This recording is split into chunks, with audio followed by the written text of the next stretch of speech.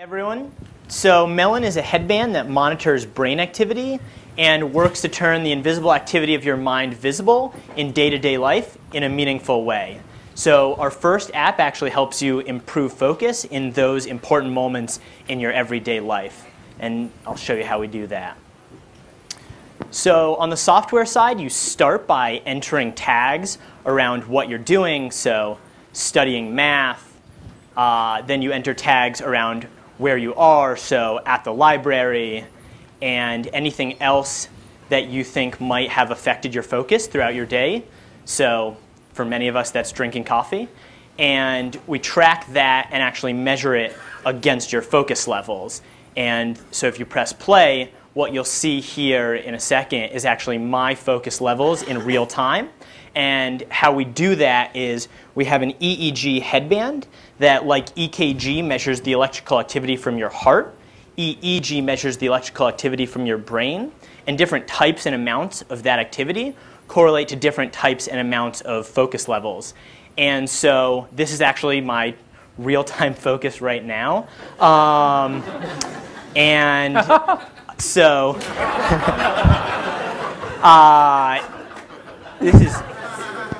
there's a little bit of lag because we're going through the Wi-Fi service, but you see me dip down. Yeah, so we're sending it all through Wi-Fi right now. But what you see is the real-time graph from a 0 to 100 scale. And we use a gradient to actually reflect changes in your focus level because we wanted it to be something that was glanceable and easy to look over and say, okay, that's how focused I am. But also because we wanted to champion the insights and actionable tips that we give you and not just the raw data or a focus score. So I'll have Laura show you what it would look like send in one of these tips. And so as you kind of lose your focus on whatever you're doing, which she's forcing this in, but a tip flies in or a push notification showing you, looks like you're losing focus, try stretching, try doing a deep breathing exercise, and we actually track these tips in relation to the tags that you entered earlier so you know that when you're doing math, there are certain tips that might be better for you, or English homework, or at the library. So then there is the other side of the analysis platform, which is we save all this for you as insight cards, which tells you when you focus best, what helps you focus best, what activity, and then on the other side, where you need to improve. So all the way down to what's distracting you, where you can't focus, things you need to work on. We also sort these by tag. We sort them by level and by day, all this to help you interpret the data in different ways. And it's all about understanding yourself better in your personal day-to-day life. So Melon is built on a neural network backend. So it actually learns about you the more data that you put through the system. So the last section that I wanted to show you today is actually a focus game. This is in the gaming section of Melon. And what you see here is the bird is controlled by the speed the bird moves is controlled by my focus level. So the more focused I am, the faster the bird moves, the more distracted I am, the slower and harder. And this is really about adding a playful section to Melon, but also about allowing you to see improvement over time. So tracking and seeing, the more you can control your focus, the higher your score is, and the more you kind of see this improvement over time. So that's what we wanted to show you on the demo side. We wanted to tell you a little bit about what we've learned. And I think the message that struck most close to heart for us was about building something that you're passionate about from the beginning. We saw this type of technology being used on kids with ADD and ADHD and want kind of in the labs. And what we were passionate about was introducing it into day-to-day life to scale that and then to stay focused, obviously, because that's who we are.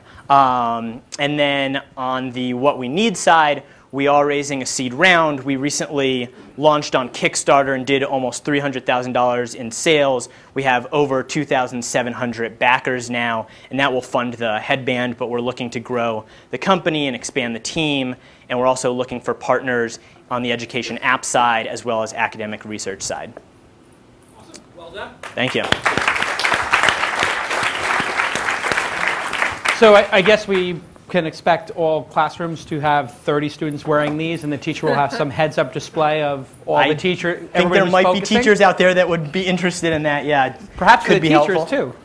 Yeah, the students need to cross-check and make sure it's fair both ways. Eileen, when you see something like this and it's pretty far out there, but has a tremendous reaction on Kickstarter, what do you think as an investor? Well, you know, boy, this is such an interesting topic right now, right? Because, you know, with Google Glass and all these wearable, you know, there's this question of like, how do I wear these products without seeming douchey? It's a big question. Right? It's a very big question. So what is your vision of like, is this the kind of thing you'd like wear for 15 minutes and take off? Or will people walk around wearing these at school? Or will people disguise it? Like there'll be a... So, like a headband from the 80s? Yeah, like there'll be going to be a Warby Parker version of it. Or yeah. We definitely worked hard to make the first industrial design friendly, something that, you know, looked pretty good for an EEG headband. Trust me, it looks pretty good for that. But at the same time, on the software side, we tried to make it open, and that's what the tagging system is all about. So it's like you enter these tags in situations that are important to you, and you use it in the moments that are important to you. So you're studying math, you're at your house, you want to wear it, and you want to stay focused while you're working. You're at your office, and you're testing a standing desk for sitting. You're trying to understand yourself better in these like key moments of focus. Also, like athletics, those are ones where you can just like, you wear it, it fits in. We're not trying to compete with Google Glass and who's going to be on someone's head throughout 24 hours of the day. We're about those important moments of your life. So congrats on the progress so far and the audacity. I think it's a, you know, it's an ambitious idea for sure. So we're investors in Pebble. We're the first institutional investors. Sure. And I was curious, what kind of sense do you have about, you know, the engagement data from the early people who've been using this? Is this a curiosity and then they try it and then they pick it up, you know, a day later and use it for 2 minutes, or are they wearing it all the time? Do you have a sense of that? Yeah, so from the early kind of like private betas that we've done, we see really high engagement since it is so new and the flexibility of the system. So like this curiosity, right, around never having seen the activity of your brain in real time before and being able to track it in all different places. And there's so much to explore around that we do see a lot of engagement. And then the gaming supplements that for those that have like one specific setting, but then want to kind of, you know, play something and use their focus. Oh, yeah. Did you notice I had I thought you had something question? on when you're this focused, you know. it's a mind I was the reader one that too. chucked the candy bar at you. It didn't really work though. No, but but the question relates ironically to that. I mean, I would imagine if you're measuring the brain waves of a human being, focus isn't the only thing that you can determine. So, you know, I guess it's a two-part question. One, what other things can you measure? Sure. And two, why did you focus, or why haven't you done anything else? Right. So other things you can measure are meditation levels. So like you can do like meditation. You can also do. I mean, isn't activity level like? Activity kind of like is tricky because we're trying to do mental states. So the electrodes are on the prefrontal cortex. Okay. So this is like higher function mental states. So meditation is something that there's, you know, well documented algorithms around focus, also sleep patterns, so going through different sleep states, and then kind of like alertness and the other side where you're measuring as someone might be falling asleep. But we chose focus because it was something where we could give actionable real-time data throughout the day. And also part of this whole thing is like we're passionate about the education market because Laura and I founded this company as students. And so we saw how much people were struggling with focus. So let me do a follow-on then. What is the benefit to having greater focus? And I'm going to caveat this with one of the things we measure to test the success of entrepreneurs is precisely your sort of ability to have fluid intelligence, which is your ability to multi-process and actually not have focus, right? So to be focused on multiple things in succession very quickly.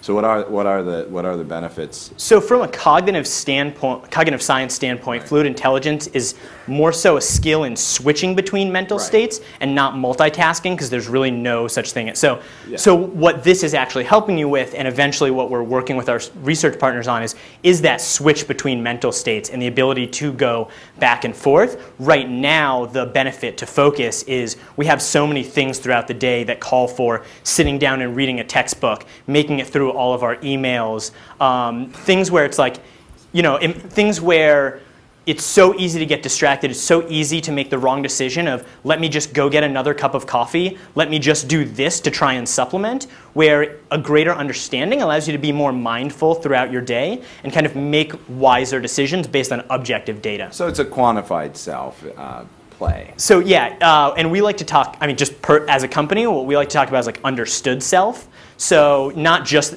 the numbers, but like, that's why we try and give the insights, the tips. Like that, to us, that's what we want to add to quantified self. Charlie or Cyan, any thoughts? Yeah, I'm sorry. Oh, sorry. I definitely think that I fall in the consumer category of someone who'd be curious about it for a while and would track things, but I probably wouldn't use it long term. For me, focus, I have a focusing problem. I know this, and I find that most of my creativity comes in my non-focusing time. Right. And so I daydream a lot. So for something like this, I might be curious just to see when I start daydreaming, when I actually lose focus. Because for me, that would be more interesting. So that's the other side. The fluid intelligence side is managing the switches between that, and there's a lot of research in going between those two. You see on the creativity side, you see a lot of savants who can't get in the task-oriented side, but are so in that sensory state where they really come up with kind of amazing ideas, but allowing people to be able to mitigate those two more is something we're working towards.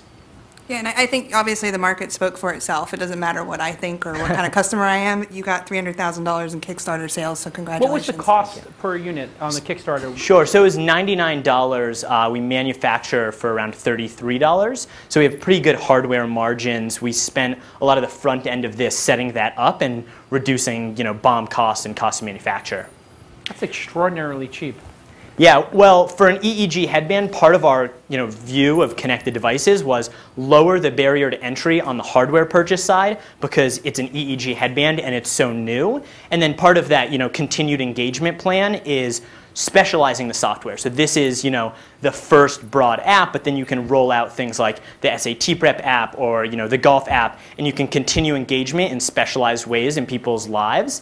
And that will also supplement the hardware costs on kind of the revenue model. Couple quick concerns I'd love you to address is just, I've seen a bunch of those type of headbands before, like Neuromancer wasn't that one. In other words, it seems like people have taken runs at this stuff, and I'm wondering, why did they fail? And then number two is one of the reasons I think they might have failed is because just there's a lot of activity going on in the brain. It's a very complex thing. What are you really measuring, and is it valid? And again, from a consumer point of view, you can certainly claim anything. Sure. But once you don't get kind of like, it doesn't seem to be working, I seem pretty focused, or I'm not focused at all, and it's really high, you kind of lose accuracy. faith. Accuracy. You Sure. lose faith in that. So just, those Yeah, two on things. the accuracy side, we've tested and we've worked with our signal processing partners testing against medical devices and have 96% accuracy of what's used in hospitals and labs. So we're definitely taking care of the signal processing side, specifically filtering all noise, EMG, blinks. Like we take all of that out and look just at the tiny little microvolt signals around EEG.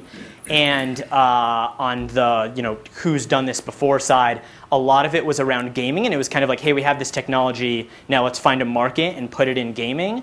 And I think the market has gotten to a point, and that was the V1 companies, where we can be the V2 companies that apply design to it and also apply it to situations where it's actually meaningful in day-to-day life, and it's a much stronger paradigm. And that's why we tried to apply like ADHD research and where that came from into day-to-day life and not push it into a pre-existing paradigm. And then the last issue is just the kind of your tips, like, go stretch for 5 minutes or something like that. The sophistication of those tips, or they seemed a little bit general and like, I get the biofeedback, but you're not really coaching me that much. Talk to me more about, understood self and how you're helping people understand themselves beyond just go stretch or go do deep. Yeah, of course. That advice could be given at any time. Exactly. Sure. So, part of it is getting it at the right time and then knowing how it helped you. The other part is, just with a neural network backend, building those tips up over time, working with research partners on kind of what they use on the ADD, ADHD side, and getting more and more intelligent on what's helping people on a global scale as well, and then starting to, if we see on a global scale certain tips help people most in math, we can start individualizing that as well and taking the global data back to an individualized case. But yeah, right now, a lot of that is early, and kind of training these data sets and working through it is something that we're so excited to go through that process with 2,700 Kickstarter backers. I guess I keep going back to the accuracy piece of it. So the definition of focus. So activity in the frontal lobes is only related to focus. And so and what is focus? I mean, if you're doing a math problem and you start to really focus on some social issue that you're having in school or something, sure. How is it distinguishing between those two? Sure. So in terms of it, the prefrontal cortex is not just focus. It's kind of like higher level functioning, executive functioning. So it's the different mental states that we mentioned earlier. Those are the ones you can get from the prefrontal cortex. In terms of like defining focus, it's about one mental task. And we can see in terms of the brain activity as you switch between mental tasks. So we can't say like you're doing math versus you're really intent on writing something. We can see as you switch through different mental tasks, because that is then represented in the brainwave activity as you're going back and forth between multiple things. Do you have like a hairnet version coming out that's like can like read more? I mean, or do you need to add like 4 more sensors and you can get like vastly more? Right, I know you're What will asking. this game, let me say it another way for Adele. 5 years, what will it be able to do? So, on the EEG side, yeah, more sensors means more data, means you can do things like control, you can help paraplegics control a mouse because you're getting motor cortex, like you're just getting different parts of the brain. 5 years for Melon, I think it's really, it's not just about making EEG better, but it's really about furthering this understood self with the AI backend and continuing to provide people with insights. And that might mean more sensors, but it also might mean more intelligent software later in the company. Do you think, Charlie, this would work for behavioral issues with students? So you work obviously with some ADD, ADHD students pretty frequently. Do they need help understanding their own focus level? I think they know they're not focusing. I don't think that they want to focus in some situations. I guess one of the applications I'm seeing is I'm a psychologist. I do assessments and some neuropsych testing. So assuming that what you're really measuring is focus, a lot of times students come up with scores on testing and you're questioning, is this really their capability or is this a function of focus? So right. I would be interested in seeing some research where it's utilized in that capacity. Definitely. And on the ADD side, where the technology is coming from, a lot of times you hear kids coming in saying, I just didn't know what it meant to, it was kind of like they'd never felt before, had something objectively say, this is where you need to be, this is focused, and then achieving that does become that much easier once you know. We have a question from the audience. Actually, it's just a really fast comment, and I just wanted to say that the audacious part of it I really like, because that's what's sexy here. If you're just doing the same old thing, I don't really care. Yeah. And I really want to also encourage and acknowledge the piece around the information learner. I think in terms of future of education, so much is about in the empowered learner and the learner who knows themselves and has the meta skills to learn how to learn. And I think you have the possibility of really expanding into that area as the way that you're pitching what you're doing and developing. Thank you so much. Awesome. Let's take one more question right behind you. Wow, this one drew a lot of questions. Hi, I'm an educator, but I'm asking the question from the mother of a 9-year-old son who needs focus. Sure. My gut reaction if I walked into my son's school and saw these all on his head in 4th grade would be, oh my God, how is it developing his little brain? So although the mother of the kid whose mother's a doctor might know that it's unsafe, how do you address that gut reaction among parents in the education field? Right. So it is completely passive. But I do think as we grow, there will be an education process. And as we launched, it was definitely on the consumer side to older adults making their own purchase decisions. And I think getting that consumer validation first, building that brand, and then going into these settings later where people are more aware of Melon, the company, the reputation around the products we've built and what that means, and then going into those settings where it is really important to understand exactly, I trust Melon, they are this brand, and I know them in that way. That's really important to us, and we're trying to build with that in mind. Great, let's hear it from Melon. And next up is Pest Source. We try to have a range of products at the event, from something very applicable to stuff that is even a little challenging. Yeah.